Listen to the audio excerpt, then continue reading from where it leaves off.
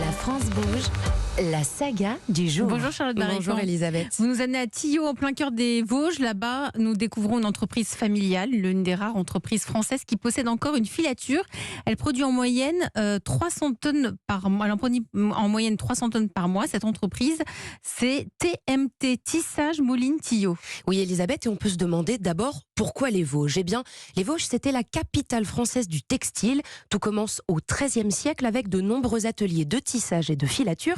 Ils s'installent alors au pied des montagnes et des moulins à eau et on utilise cette ressource naturelle pour travailler des tissages et des fils. Déjà à l'époque, Elisabeth, des dizaines de milliers d'ouvriers travaillaient dans ces ateliers. Mais après, il y a eu pas mal de crises qui sont passées par là. Des usines, des entreprises textiles de la région ont dû fermer.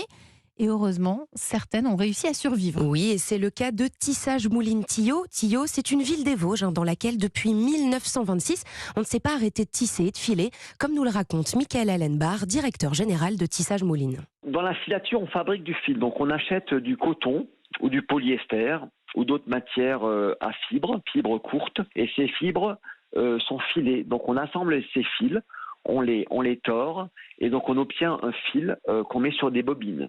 Ces bobines sont ensuite tissées sur des métiers.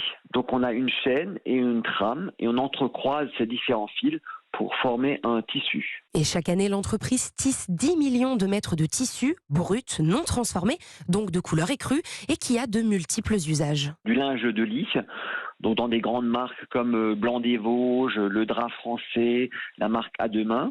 Ensuite, on peut également faire du tissu pour faire des nappes imprimées, des nappes teintes, des torchons pour les grands hôtels, du tissu pour la mode, pour des marques comme Tufri, du tissu pour faire du vêtement de travail, pour l'armée française, pour faire le tissu pour le camouflage. Tissage Moline, ce sont 100 salariés répartis sur les 3 ateliers à Tillot. Tisserand ou tisserande, c'est un métier devenu rare. Alors l'entreprise met le paquet sur la formation et la transmission de savoir.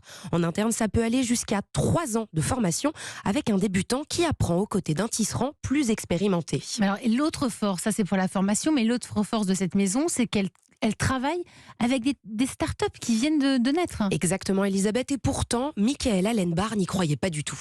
En 2020, j'ai été contacté par Johan De Witt. Il habite donc dans le Gers et il m'a dit qu'il cultivait du coton. Il cherchait donc un filateur pour fabriquer son fil. Perplexe, on s'est dit c'est pas possible. Du coton, faut beaucoup d'eau, faut de la chaleur, c'est impossible en France.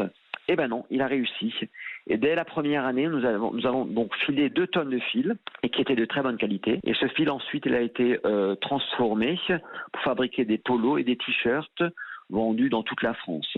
Et l'entreprise envisage de changer certaines de ses vieilles machines contre de nouvelles afin de pouvoir économiser jusqu'à 40% d'électricité, Elisabeth. Merci Charlotte Barricon pour cette saga du jour.